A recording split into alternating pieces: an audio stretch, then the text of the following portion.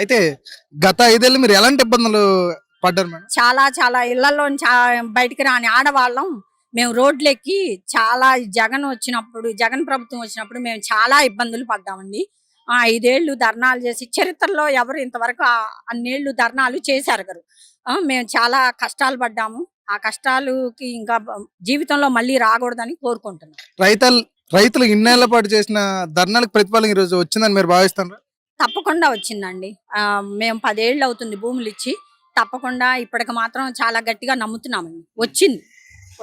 అమరావతి రైతుల త్యాగం ఫలించిద్దని తప్పకుండా నమ్ముతున్నాం. అయితే ఈ సభకి గతంలో లాగే నరేంద్ర మోదీ గారు, చంద్రబాబు గారు, అలాగే డిప్యూటీ సీఎం పవన్ కళ్యాణ్ గారు, అలాగే ముఖ్య అతిథిగా మెగాస్టార్ చిరంజీవి గారు కూడా వస్తారు. దీనిపైన మీ అభిప్రాయం ఎలా ఉంది? అలాగే మీ ప్రాంత ప్రజలు ఎలా కోరుకుంటున్నారు?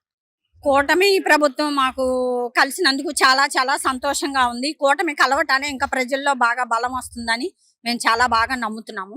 ముగ్గురు కలిస్తేనే కదా బాగా ఇంకా ఈ పార్టీలు బాగా నిలబడతాయి అని, మా అమరావతి కూడా ఎదురుండదని మేము అనుకుంటున్నాం.